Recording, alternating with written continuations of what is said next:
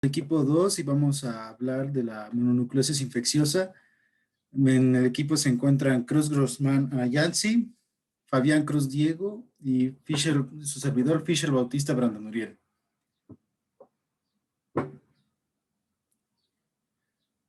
Definimos a la mononucleosis infecciosa como un síndrome clínico causado primordialmente por el virus del Epstein-Barr, que también se conoce como enfermedad del beso, de los enamorados o fiebre glandular en 1889, y que suele ser asintomática y autorresolutiva, de carácter benigno.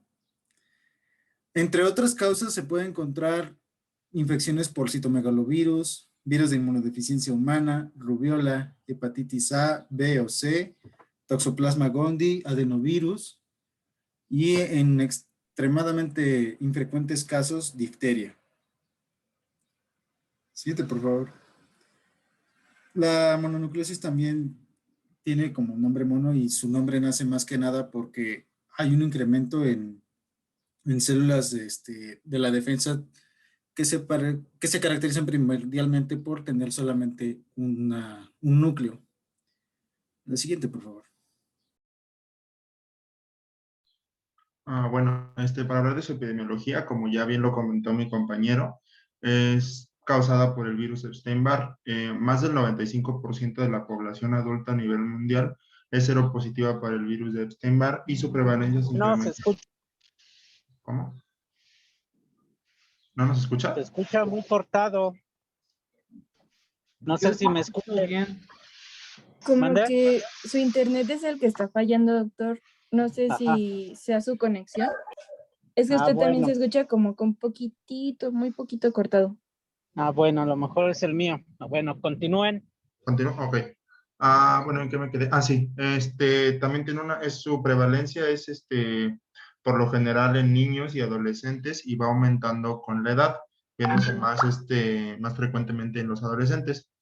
El virus Epstein-Barr tipo 1 es el que tiene una mayor prevalencia y este está entre el 70 y el 85%. Y en países desarrollados, las tasas anuales reportadas por cada 1,000 habitantes son en pacientes de 10 a 19 años de edad de 6 a 8 casos, menores de 10 años o mayores de 30 años son menores de un caso, y en un estudio realizado en universitarios se encontró que la seropositividad para virus de Epstein-Barr en universitarios mayores de 19 años de edad es del 80%, y en adolescentes que han vivido en países tropicales es del 81%. De igual manera se ha observado que en pacientes de 15 a 19 años con mononucleosis infecciosa, el 44% de ellos requieren hospitalización. Es de distribución mundial y, bueno, no me deja cambiar. Ok, esta es una gráfica de la incidencia y como pueden ver tiene un primer pico de incidencia entre los 1 y 5 años, con un segundo más, con un aumento mayor entre los 11 y los 20 años. Se ha visto que la baja seroconversión en menores de un año se debe a los anticuerpos maternos, por lo que la infección primaria se puede contraer 2 a 3 meses después de la desaparición de estos, lo cual sucede aproximadamente entre los 6 u 8 meses de edad, por lo cual no se ve tan frecuentemente en recién nacidos. Los casos de mononucleosis infecciosa van a ocurrir sin relación alguna con estaciones del año en particular, y la infección primaria en su mayoría va a ser asintomática o con síntomas leves en la infancia. Es frecuente el estado de portador asintomático sin importar el género, y la infectividad del virus Epstein-Barr en saliva va a permanecer por lo menos 6 meses posterior a la mononucleosis infecciosa aguda. Se observa que va a disminuir de manera intermitente de la sangre en la sangre periférica entre el día 0 a 180 y tiene un rebote entre el día 30 y 90 en el 90% de los pacientes, por lo que se sugiere una recurrencia clínica y, bueno, va a desaparecer rápidamente del plasma. Por último, en niños, el periodo de incubación del virus Epstein-Barr puede acortarse, a diferencia de los adolescentes y adultos, en el cual el periodo de incubación va a ser de entre 30 a 50 días. Para los factores de riesgo, se menciona que son grupos confinados de adolescentes y adultos jóvenes, como en instituciones educativas, por lo general universitarios.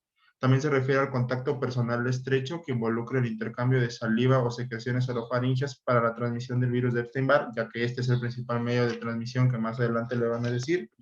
La guía de práctica clínica menciona relaciones sexuales como un factor de riesgo para la seroconversión, pero no tiene cambio significativo con el uso de condón o sexo oral. Esto se debe a que se transmite por medio de conductas sexuales conocidas como besos profundos. Y el último factor de riesgo se refiere a los estratos socioeconómicos bajos, pero en pacientes que han tenido acceso a una protección sanitaria adecuada. Bueno, en cuanto a esa etiología, pues como ya lo mencionaron, es causada por el virus de Epstein-Barr, que bueno, pues este va a pertenecer a la familia del herpes viride del género linfocriptovirus.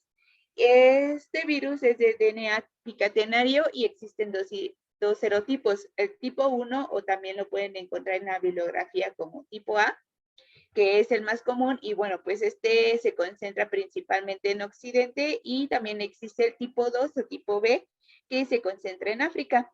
El único reservorio de este virus van a ser los humanos y bueno, su infección se va a caracterizar por ser latentes y persistentes. Su incubación es aproximadamente de 2 meses y tiene tropismo por diferentes células del cuerpo, como lo son la bucofaringe, el cervix, los linfocitos B, que son los más afectados, y también células de las glándulas parótidas. Siguiente, por favor.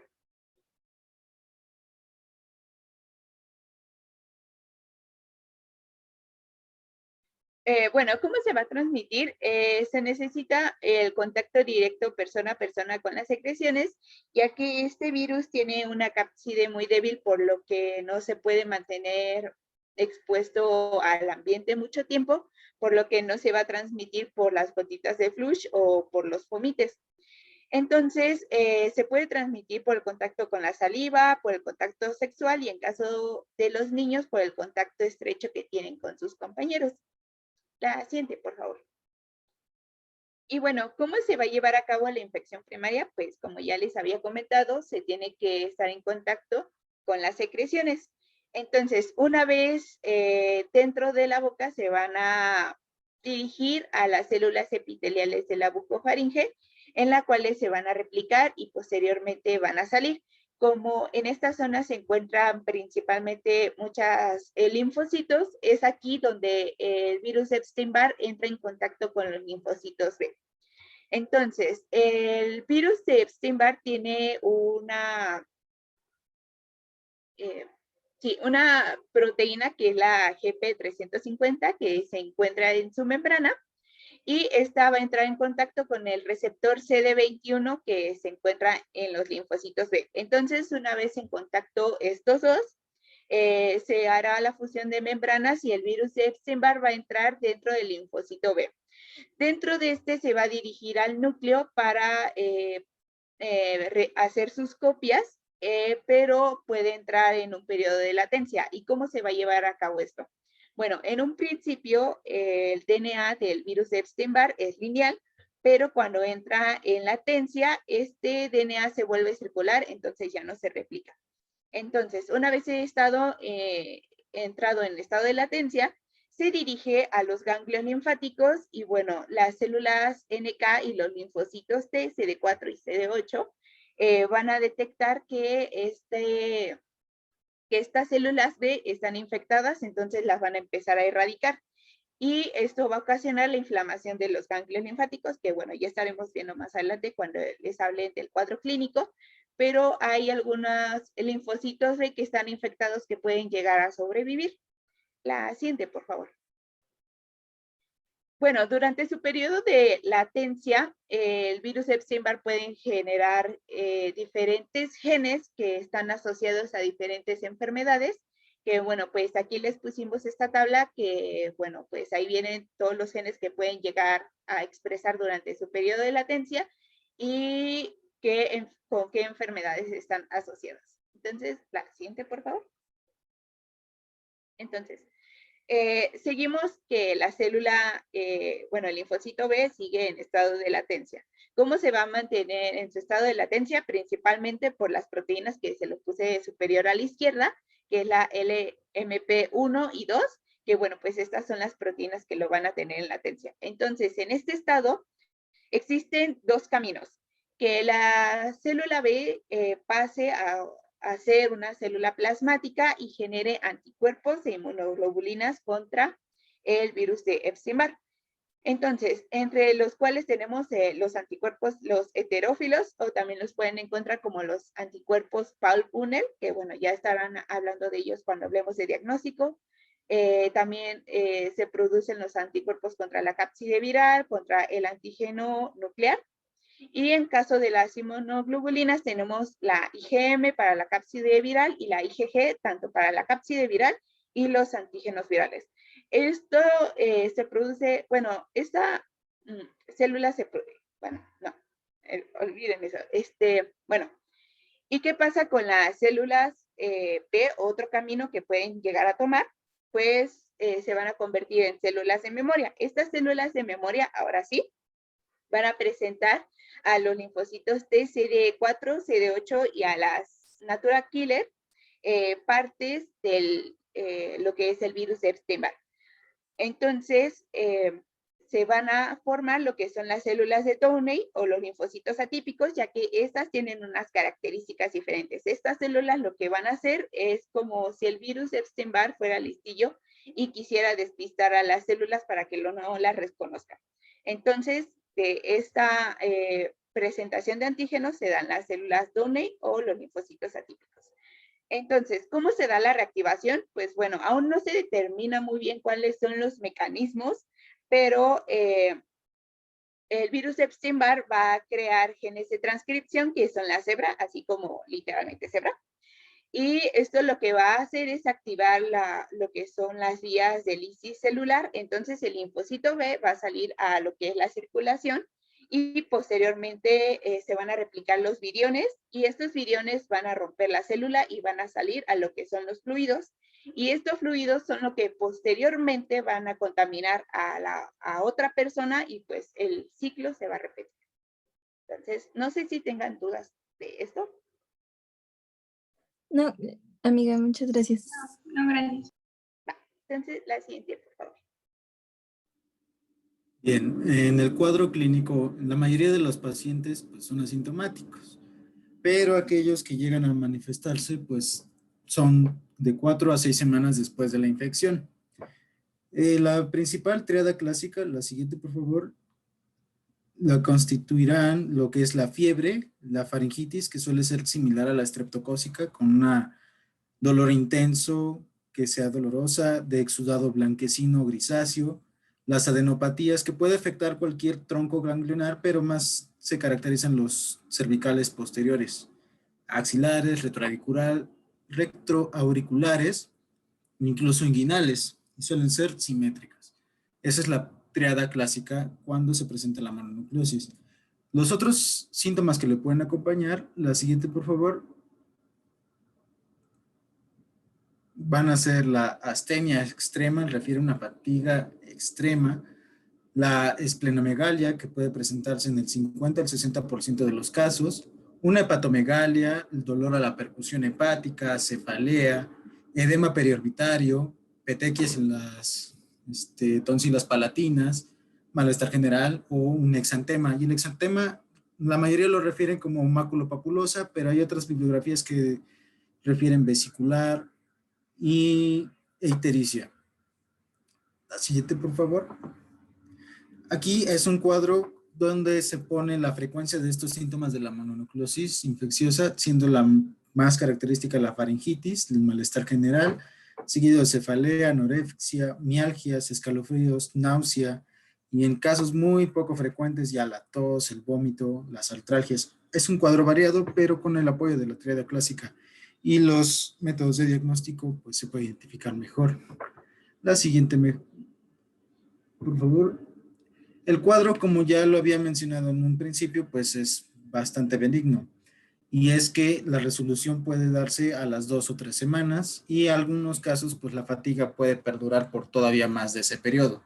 Pero como lo podemos observar en esta imagen, pues afecta a una gran cantidad de aparatos, desde el ojo, dando fotofobia, la faringitis, la adenopatía, la tos.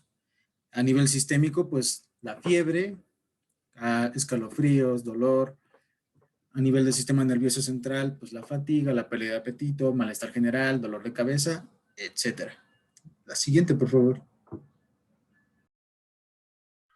Bueno, en cuanto a su diagnóstico, se va a basar en la sospecha clínica y en estudios de laboratorio.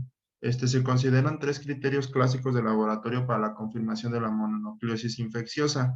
Los 2 primeros son los conocidos como los criterios de Hoagland, que se refieren a una linfocitosis del 50% y a la presencia de linfocitos atípicos en un 10%. Para empezar y bueno, se tienen que combinar con las pruebas serológicas que tienen que ser positivas para el virus de Epstein-Barr. Para empezar a hablar de la linfocitosis, tenemos que saber que por lo general es del 50%, ya que se observan leucocitos en el 40-70% de los individuos entre 10 y 20 mil milímetros milímetros cúbicos, perdón. Pero estos se pueden aumentar hasta los 25,000 en la segunda semana de la infección, por lo cual es común esto en niños menores de 2 años y se pueden llegar a ver entonces linfocitosis entre 80 y 90%, pero lo común es en el 50%. Siempre que hagamos esta prueba tenemos que obtener el índice de linfocitos totales y leucocitos totales, y un número mayor a 0.35 tienen una sensibilidad del 84% y especificidad del 72% para el diagnóstico de la mononucleosis infecciosa. Sin embargo, tenemos que realizar los demás, como van a ser los linfocitos atípicos. Permítame un ratito. Ok, o los linfocitos atípicos o células de Downey o linfocitos reactivos van a ser células pleomórficas con un diámetro de 15 a 30 micrómetros, con un abundante citoplasma basofílico. Algunos pueden tener nucleolos grandes, localizados centralmente en el núcleo y semejan a inmunoblastos. Los núcleos pueden ser redondos, ovales, reniformes, lobulados y ocasionalmente en forma de trébol. Se supone que una imagen de eso es la de la derecha hasta abajo que tienen. También tenemos que el patrón de cromatina puede ser difuso o parcialmente condensado, y hay que saber que estos linfocitos atípicos pueden ser tanto células B como linfocitos TCD8, TCD4 o NK, pero en la mononucleosis infecciosa principalmente son linfocitos TCD8. Estos se observan en los pacientes con mononucleosis infecciosa en un número de igual o mayor al 10% en la biometría hemática, y se pueden incrementar en la segunda o tercera semana de la enfermedad, igual que como se incrementa la linfocitosis, y puede durar hasta 6 semanas. Es importante saber que estas células atípicas también se van a encontrar en el citomegalovirus, que es uno de los diagnósticos diferenciales. El siguiente criterio, bueno, esos 2 criterios juntos, los criterios de Hoagland juntos, tienen una sensibilidad del 61% y especificidad del 95%, pero siempre tenemos que solicitar las pruebas serológicas para confirmar el diagnóstico de mononucleosis infecciosa. Esto se hace con anticuerpos heterófilos, que ya les habló mi compañera Nayansi, que es una inmunoglobulina M capaz de aglutinar hematis de otros mamíferos, y puede hacerse con la reacción de Paul-Punel, que ya les comentó, que es una determinación cuantitativa que se hace con aglutinación de eritrocitos de cordero, y tiene una sensibilidad del 85% y especificidad del 100%. Sin embargo, las que más se utilizan son las pruebas cualitativas rápidas de monospot y monotest, y estas, dependiendo de la técnica de dilución, títulos mayores de 1 a 40 o de 1 a 28 van a ser considerados como positivos. Sin embargo, en menores de 2 años, los anticuerpos heterófilos solo se van a presentar en un 10 a 30% de los casos, y en niños de 2 a 4 años tan solo se presentan en un 50 a 75% de los casos.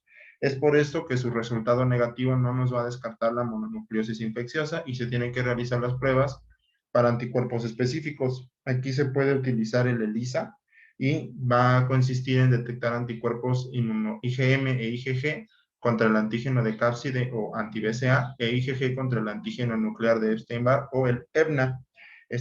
Abajo está una tablita de la interpretación, donde un IgM e IgG contra el antígeno de cápside negativo junto con un IgG contra el antígeno nuclear de Epstein-Barr negativo nos dicen que no hay infección.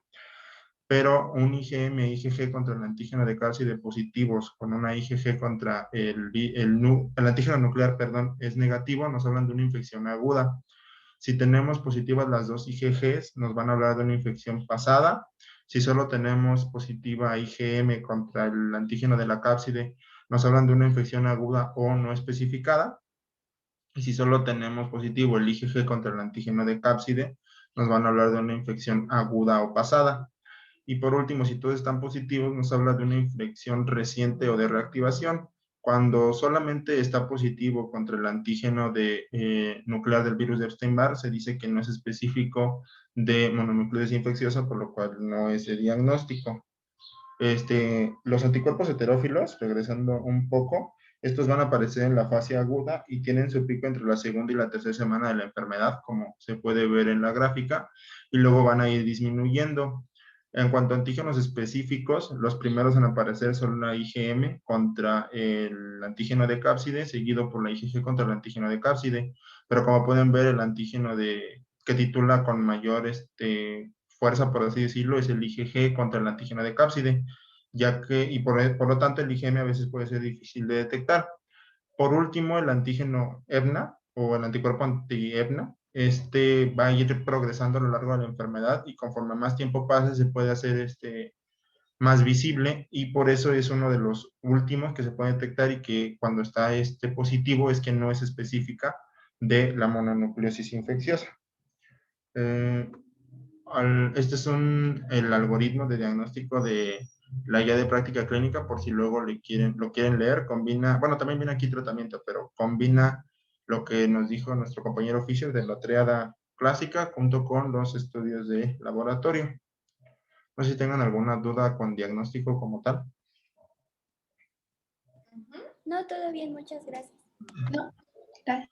Bueno, ahora hablando de diagnóstico diferencial, este se tiene que establecer frente a otros agentes capaces de generar una mononucleosis y en los que las pruebas serológicas para la detección de la infección por el virus resulten negativas. Principalmente son algunas que ya nos mencionó nuestro compañero Fisher, como son la infección primaria por el VIH, la infección por el virus herpes 6, la infección por el citomegalovirus, ya que también cursa con estas células atípicas, la infección por Toxoplasma gondii, que es similar a la mononucleosis, pero cursa sin faringitis.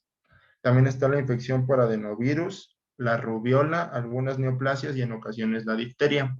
También menciona la guía de práctica clínica que es importante hacer un diagnóstico diferencial con el estreptococo beta hemolítico del grupo A, ya que corremos un riesgo de dejar no tratado una infección bacteriana. Menciona que la principal diferencia entre esta y la mononucleosis son las adenopatías cervicales anteriores. Bien, con respecto ya a las complicaciones, pues como podrán observar, afecta a una gran variedad de aparatos y sistemas, pero las que más frecuentemente se encuentran o más se marcan en la bibliografía son las que ahí marqué en rojo, como vienen siendo las hematológicas, como anemia hemolítica, trombocitopenia, la esplénica, lo que viene siendo la rotura esplénica, las hepáticas, una falla hepática, hepatitis aguda, complicaciones neurológicas, cardíacas y en otras que vienen siendo la obstrucción de las vías altas, como vienen siendo la epiglotitis. Otros vienen siendo por exantemas, inducido ya sea por algún tratamiento antibiótico que a veces se les da a los pacientes sin querer. Pueden dar también eritema nodoso, eritema multiforme, vasculitis. A nivel renal puede darnos hematuria, proteinuria, incluso lesión renal aguda. A nivel inmunológico puede ocasionar inmunosupresión y en otras sobreinfección bacteriana. Cuando se habla de una infección fulminante que puede poner en riesgo la vida ya del paciente, que es algo muy raro, muy esporádico, pues se ha asociado con pacientes con síndrome linfoproliferativo ligado al cromosoma X. Y aquellos que sobreviven a esto, pues son más susceptibles a desarrollar un linfoma. La siguiente, por favor.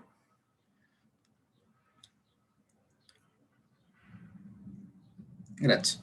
Las muertes son sumamente infrecuentes, pero eso no implica que no se dé.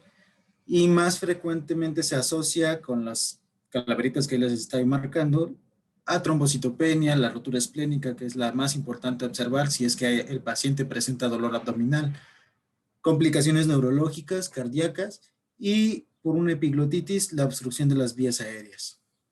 La siguiente, por favor. Bueno, en cuanto a su tratamiento, vamos a tener tanto medidas generales como el tratamiento farmacológico.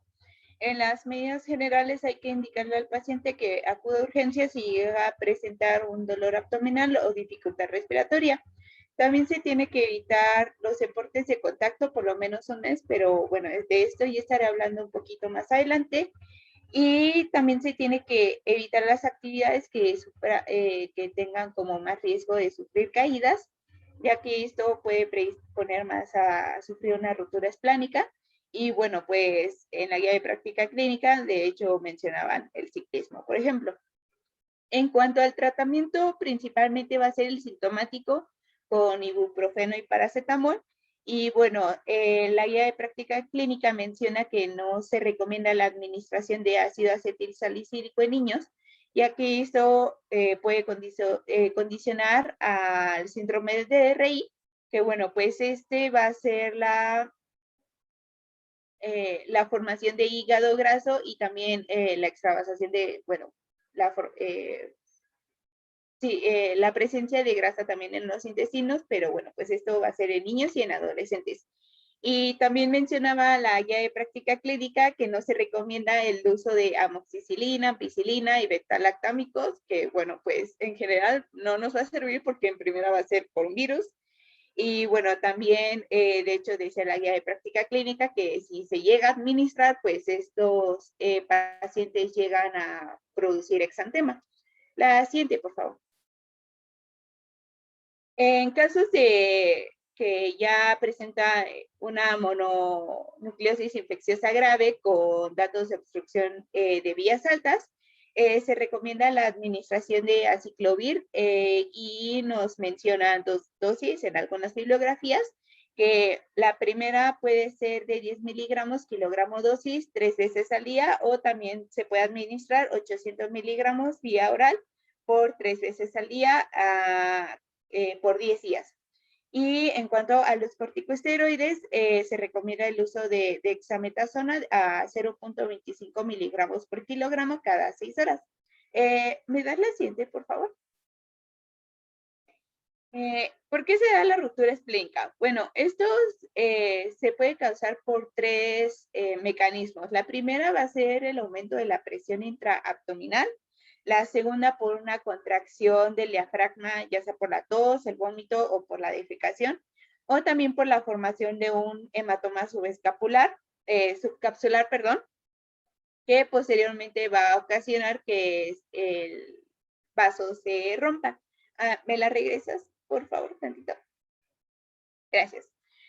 Entonces, el 50% de los pacientes que sufren mononucleosis infecciosa llegan a sufrir esta complicación. Entonces, y bueno, esta complicación se presenta entre los días 2 y 21 después del inicio de los síntomas. Entonces, se recomienda que las personas que practiquen deportes de contacto o que impliquen un aumento de la presión intraabdominal se abstenga de la realización de ejercicio por lo menos 4 semanas. Y bueno, pues el regreso tiene que ser gradual, no se va a poder regresar como a la misma esfuerzo que realizaban antes, sino tiene que ir de poco en poco. Entonces, la siguiente, por favor. Y la siguiente, ok. Ahora vamos a hablar de la infección activa crónica, que bueno, pues va a ser la infección persistente. En algunas bibliografías lo refieren mayor de 3 meses o de 6 meses. Y bueno, pues esta se va a caracterizar por un aumento de las células NK y de los linfocitos TCE4 y CD8, que como sabemos van a ser otras de las células más afectadas por este virus. Y bueno, pues esta se puede presentar en pacientes inmunocompetentes, pero principalmente se concentran más casos si los pacientes sufren de alguna autoinmunidad. Se presenta en niños y adolescentes, concentrándose mayoritariamente en mujeres. Y bueno, para hacer el diagnóstico se toma en cuenta 3 pilares, lo que son los síntomas persistentes, el aumento del DNA circulante y también la evidencia histológica en órganos afectados. La siguiente, por favor.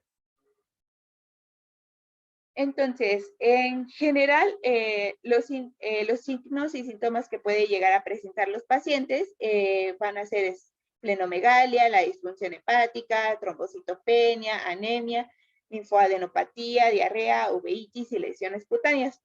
Pero también se menciona de que si las células NK son las más afectadas, existe una hipersensibilidad a la picadura de mosquito, un aumento de la IgE y bueno, pues estas están más, tienen un mejor pronóstico. Y en cuanto a las células T, tanto CD4 y CD8, pues se puede presentar lo que es la fiebre, un aumento de los anticuerpos contra el virus Epstein-Barr y pues estas tienen un peor pronóstico. Algunas de las complicaciones que puede llegar es infección crónica. Las dos más importantes van a ser la neumonitis intersticial linfoide y el linfoma no-Hodgkin, aunque también se puede presentar la miocarditis, la afección al sistema nervioso central, el síndrome homofagocítico, el aneurisma de la arteria coronaria y la leucemia. La siguiente, por favor. Y bueno, para el diagnóstico, como les había mencionado, se tiene que tomar en cuenta la persistencia de los síntomas y también podemos llegar a encontrar un aumento de los antígenos contra la cápside, el antígeno temprano, la IgG para la cápside, la IgA para el antígeno temprano y la detección de DNA circulante. También de para el diagnóstico nos podemos ayudar de la PCR y de la inmunofluorescencia y principalmente la histología. Si me puedes dar la siguiente, por favor. Y bueno, pues este es un corte histológico de vaso. Entonces, en estos casos lo que se realiza es doble tinción para que nosotros podamos detectar las células, tanto linfocitos B, las de CD4 y CD8, y las natural killers que están siendo afectadas por el virus de Epstein-Barr. Entonces, la que nosotros observamos en color rojito, pues bueno, van a ser justamente estas células que están siendo afectadas por este virus. ¿Me la regresas, por favor, tantito? Y bueno, para el tratamiento principalmente va a ser con el uso de los antivirales y también se pueden optar por terapias inmunomoduladoras como es el interferón gamma, la interleucina 12, los corticosteroides, la ciclosporina A, las inmunoglobulinas y también la quimioterapia. Ahora sí, dos siguientes, por favor. Y pues eso sería todo. No sé si tengan alguna duda.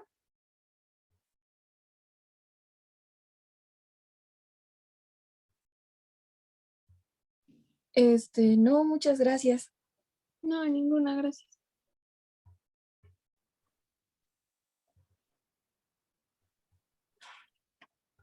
¿Alguien podría dar alguna definición de la mononucleosis infecciosa? Es la enfermedad producida por el virus la infección producida por el virus de Epstein-Barr. Ajá, esa es una definición. Otra. Una enfermedad linfoproliferativa aguda común en adolescentes y adultos.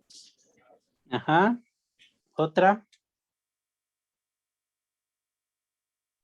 Es un síndrome causado principalmente por el virus de Epstein-Barr, pero también puede ser causado por citomegalovirus o toxoplasma gondii. Eso, entonces a mí me gusta más que digan que la mononucleosis infecciosa es un síndrome clínico, que consiste en los datos de faringitis, fiebre y linfoadenitis, ¿no? Ajá. ¿Cuáles son las causas que ocasionan la mononucleosis? El contacto de persona Causas. El virus de Ajá. Tenemos uno principal, virus Epstein-Barr, ¿no? El otro ya lo mencionaron, citomegalovirus. El otro toxoplasma, ¿no? ¿Quién más? HIV. Ajá, HIV, adenovirus. Virus herpes 6. Herpes 6, ajá. O hepatitis A, B o C. Y la rubiola, ¿no? Entonces, estamos hablando de que no es específico, aunque se menciona que es más producido por el virus del Epstein-Barr, ¿no? Ajá. ¿Y qué tipo de virus es el virus de Epstein-Barr? Un herpes virus. Un herpes, ¿pero qué tipo es? 4. Tipo 4, ajá. Como tal, ajá. Ahora sí, mencionan que por lo menos el 50% de los niños antes de los 5 años ya van a estar, ¿qué? Con la prima infección, ¿no? Sí. Y más del 90% de los adultos vamos a hacer, ¿qué? ¿Portadores? Portadores. Portadores o ¿Seropositivos? seropositivos, ¿no? Ajá, portadores o seropositivos, ¿no?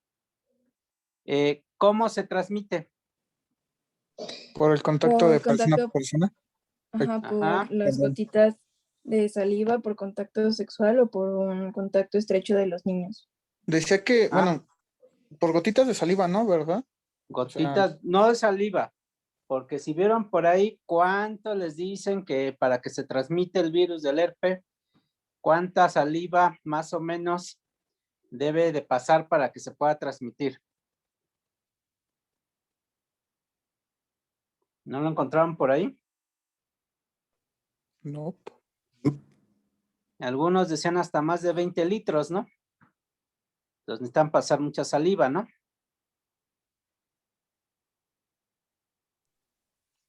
¿Sí? Sí, doctor. ¿Cuál es el periodo de incubación? 2 días. Dos No, meses. 2 meses, perdón. Ujú. Algunos dicen 30 a 50 días, 4 a 7 semanas. Entonces es muy variable, ¿no? Y pues ya lo que mencionaron, ¿no? Ajá. Se va a replicar en la nasofaringe, va a infectar las células B, van a empezar a aparecer los linfocitos atípicos, ajá, de TC8, ajá. ¿Y qué más? Ya mencionaron que hay 2 tipos de virus herpes, ¿no? El A y B o 1 y 2, ¿no? ¿Cuál es la diferencia entre el A y el B? Ah,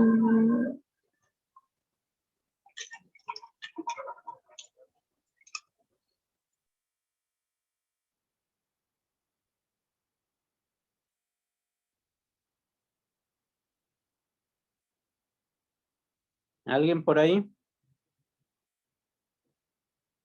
Doctor, ¿puede repetir en la lugar pregunta, por de favor? O sea, ¿cuál es la diferencia entre el virus, ajá, el tipo A y el tipo B o 1 y 2? Mm,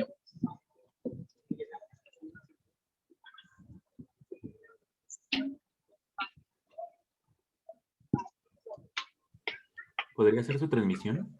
los genes que codifican. No la transmisión, ¿no? Solo Ajá. ¿Qué va a ser el tipo 1 o A? Te va a transformar más rápido los linfocitos humanos, ¿no? Nada más esa es la única diferencia, ¿no? Ajá, es la única diferencia. Ujú. Ahora, ujú. ¿Cuál es la tríada clásica de la mononucleosis?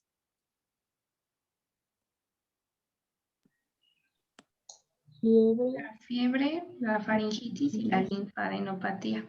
Ujú, y las adenopatías, ajá. ¿La fiebre cómo es?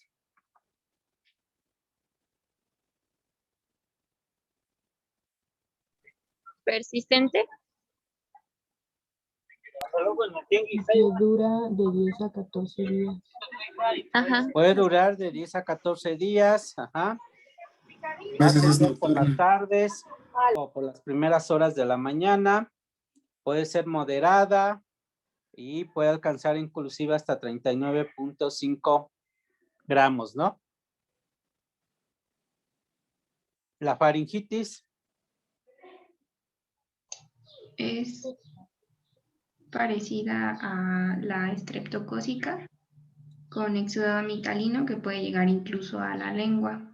Ajá, exudado. ¿Qué más? Es muy dolorosa. Es muy dolorosa, ajá, y es intensa, ajá. Y la linfadenopatía o adenopatía.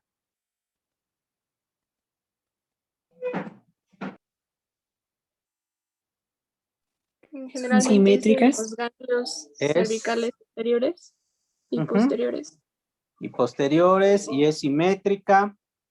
¿Qué más? Son duros, de consistencia dura, Y dolorosas. el dolor no es tan fuerte. Pues dicen que sí es fuerte, que es un dolor intenso, ¿no? Y no supurativas, ¿no? Igual, ¿cuánto tiempo duran?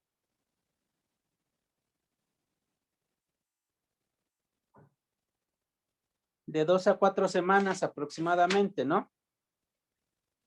Eso. ¿Qué otros más datos? Esa es la triada, ajá. ¿Y qué otros más sintomatología podemos tener? Fatiga. Ya la fatiga viene entrando más en la crónica, ¿eh? Ajá. Una ¿Y erupción esplenomegalia? maculopapulosa.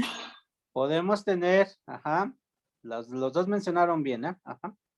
Exantema maculopapular, esplenomegalia. ¿Cuándo se da la esplenomegalia?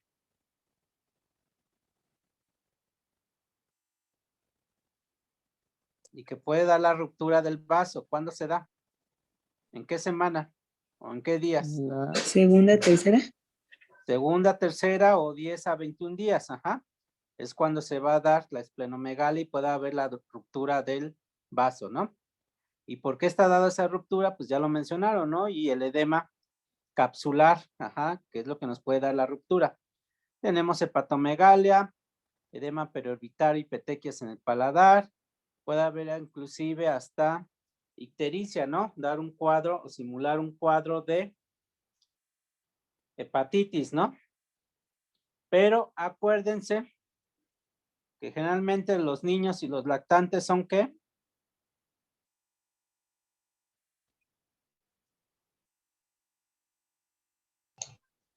Asintomáticos. Asintomáticos, ajá. Entonces ellos lo pueden tener y ni cuenta nos damos, ¿no? En cuanto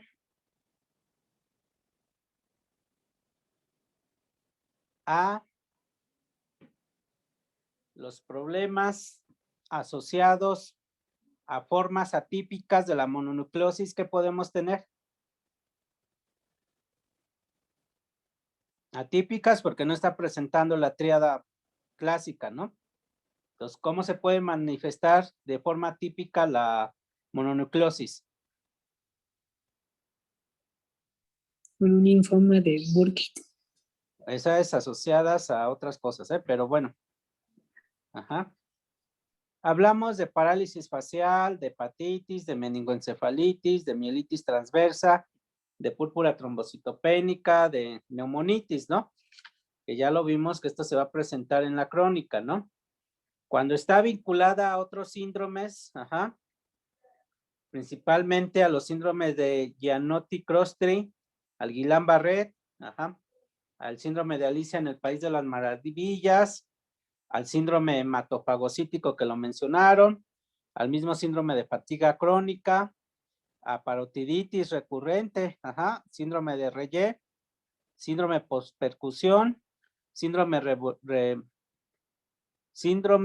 cerebeloso agudo, ajá.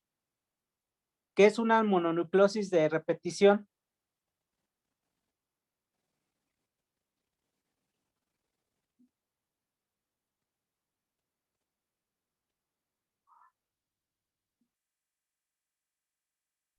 Es que se supone que la mayoría de los pacientes solo portan o tienen la enfermedad una vez, pero hay muchas ocasiones en las que reaparece a los meses o a los años de haber sido contagiado, ¿no? Sí, ustedes dicen que es un cuadro clínico de faringitis de repetición, aunado a fiebre, dolor bucofaringeo y malestar general, además de presentarse la adenopatía cervical, el edema de párpados, las artralgias y las mialgias, ¿no? Que se va a limitar en un plazo de 3 a 10 días, ¿no? ¿Y cómo lo vas a detectar? Ajá, el exudado faríngeo va a estar negativo, pero vas a encontrar los linfocitos atípicos, ajá, y pueden estar incrementados los anticuerpos, ¿no? Ajá, es la forma en que te vas a dar cuenta que es una mononucleosis de repetición.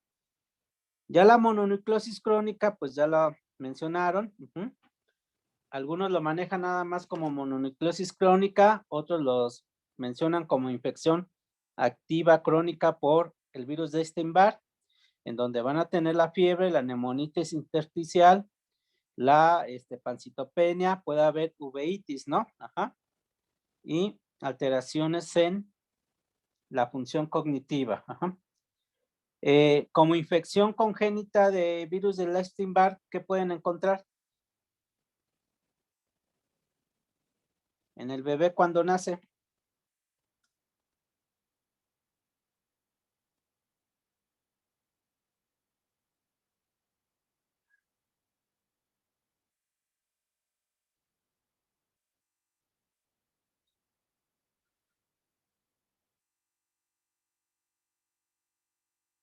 No es muy frecuente, ajá, pero puede producir malformaciones, ¿no? Como la micrognatia, la criptorquidia, las cataratas, la hipotonía, en la VH monocitosis persistentes, puede haber alteraciones auditivas, ajá. Y igual, como habían ya mencionado, ajá, que puede estar asociado a neoplasias, ¿no? Ajá, entonces el virus de Epstein-Barr, ¿a qué tipo de linfoma es el que se asocia más? De Burkitt. Al linfoma de Burkitt, al carcinoma Burkitt. nasofaringeo, Ajá, a enfermedad linfoproliferativa y linfoma de pacientes inmunosuprimidos. ajá. Y bueno, no es un linfoma, pero también se asocia a neumonitis intersticial crónica en pacientes con VIH y ya, bueno, ya con SIDA. Ajá. Y la leucoplasia oral vellosa, ¿no? Ujú, que también esta la vas a encontrar en pacientes con VIH, ¿no?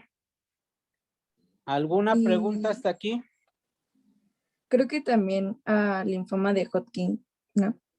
Sí, también. Ajá. Creo que era de no Pero es Hodgkin. más el Burcon, ajá, el de Sí, sí, que primero se es el asocia un de poquito más, Burkitt. ajá. Ahora, ¿cómo hacen el diagnóstico? ¿Por qué? Porque en adelante, ¿qué van a ver en sus otras clases? Citomegalovirus. ¿Cómo inicia el citomegalovirus? Síndrome parecido a la mononucleosis infecciosa. HIV. ¿Cómo comienza? Síndrome parecido a la mononucleosis infecciosa. Ajá, lo van a ver, ajá. Que casi muchas enfermedades les van a decir que van a iniciar como un cuadro de mononucleosis infecciosa, ¿no? Entonces, aparentemente clínico y por laboratorio, ¿qué es lo que encontramos? Pruebas serológicas. Linfocitosis. Primero, ¿qué vas a encontrar? Ajá. Vamos a encontrar las leucocitosis con linfocitos atípicos, ¿no? En donde van a entrar los criterios de Hoggans, ajá. En donde te van a decir que debe de tener por lo menos 50% de linfocitosis, de linfocitos, y de eso el 10% van a ser ¿qué? Linfocitos atípicos, ¿no? Sí. Y van a ser los anticuerpos heterófilos, ajá. O la prueba de Paul-Bunel, ajá. Y si ya quieren tener otros nombres comerciales, el famoso Monospor que mencionaron, el Monodip, el Monosticon y el Monotest, ¿no? Como tal, ajá. ¿Qué más vamos a encontrar?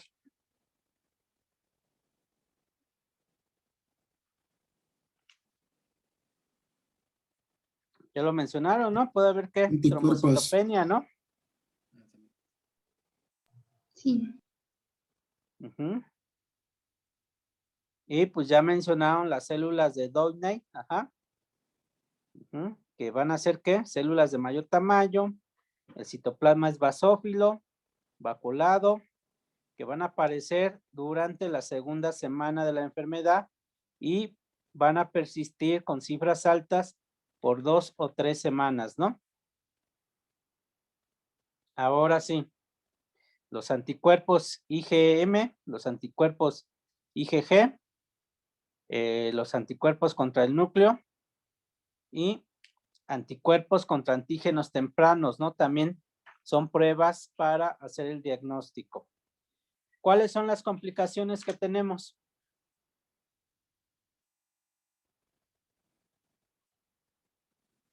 La ruptura esplénica, hepatitis. Ajá. ¿Qué más? Obstrucción de la Acuérdense que vía todo lo aérea. que mencionaron, ¿no? Ajá. Obstrucción de la vía aérea superior, neumonitis, Pericarditis También y pericarditis, hepatitis puede dar anitérica, Guillain-Barré. síndrome de encefalitis. encefalitis, síndrome de Guillain-Barré. Guillain-Barré, convulsiones, neuropatía periférica, mielitis, parálisis de los nervios craneales, anemia hemolítica, trombocitopenia, granulocitopenia. Ajá. Entonces estamos hablando que tenemos muchas complicaciones, ¿no? ¿Con qué otro nombre conocen a la mononucleosis infecciosa? Enfermedad del beso. Enfermedad del beso, ajá. De los enamorados. De los enamorados, ajá. Fiebre glandular. Fiebre glandular, ajá. Otro.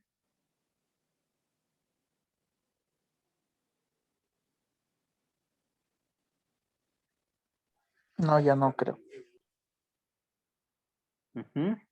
Angina, ¿qué? Monocítica, ¿no? ¿Enfermedad de quién? De Filatov. Ajá. Enfermedad de Pfeiffer, ajá. Enfermedad de Drusen-Fieber. Entonces, tiene muchos sinónimos. El tratamiento, pues como ya lo mencionaron, generalmente, ajá, es sintomático, ¿no? Y Sí, decirte, algunos mencionan que cuando aparece el cuadro exantemático es cuando puedes dar el antiviral, ajá, pero cuando aparece el cuadro exantemático, ajá. Ahí mencionaste unas dosis, nosotros llegamos luego a manejar hasta la dosis más alta, 80 miligramos kilogramo día por vía oral, ajá. Y cuando es vía parenteral, es cuando lo utilizamos a 10 miligramos kilogramo día o si son mayores de 10 kilos a 1500 miligramos por metro de superficie corporal. ¿Hay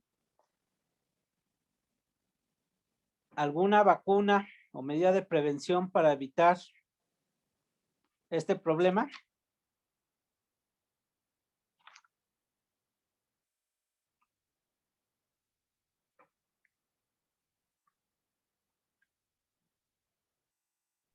no hay vacuna. No, no hay vacuna, ajá. Entonces, no hay vacuna, ajá. Realmente el pronóstico es bueno, ¿no? Y decimos que es una enfermedad que se va a resolver por sí sola, ¿no? Los diagnósticos diferenciales, pues generalmente el principal que va a ser la faringitis, ¿qué? Estreptocócica, ¿no? Faringitis por adenovirus, toxoplasma, citomegalovirus, procesos linfoproliferativos, enfermedad de Kawasaki. Generalmente son con los que hacemos más los diagnósticos diferenciales. Ajá. ¿Alguna pregunta hasta aquí? No, doctor. ¿No? No, doctor. ¿Quedó claro? Sí, ya queda más claro. Sí. ¿Ya? ¿Más Gracias. claro? Bueno, pues ya los dejo descansar. Ajá.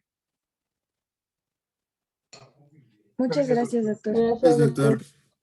Bueno, hasta luego. Hasta luego. Hasta luego. Hasta luego, doctor. Hasta luego, doctor.